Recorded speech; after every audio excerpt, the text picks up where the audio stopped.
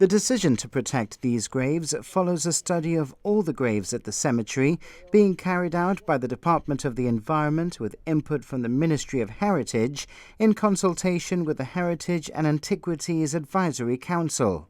The graves in question will be plotted on a map and marked on site with a plaque. They include a range of notable individuals, including former governors and chief justices, as well as a monument to the militia of 3rd Royal Lancashire Regiment. Let's call it the first attempt or first instance of identifying notable burials. There are quite a few more that are coming. This is the first listing.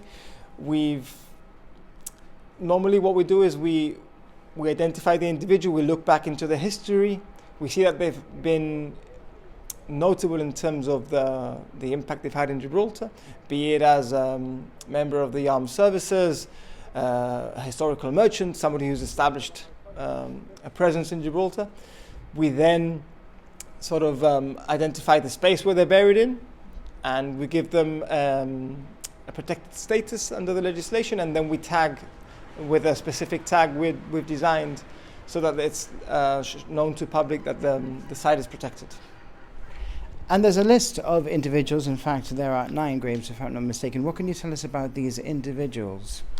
The first listing has taken into account mainly individuals that have no living relatives in Gibraltar, because they are graves that are more likely to fall into disrepair.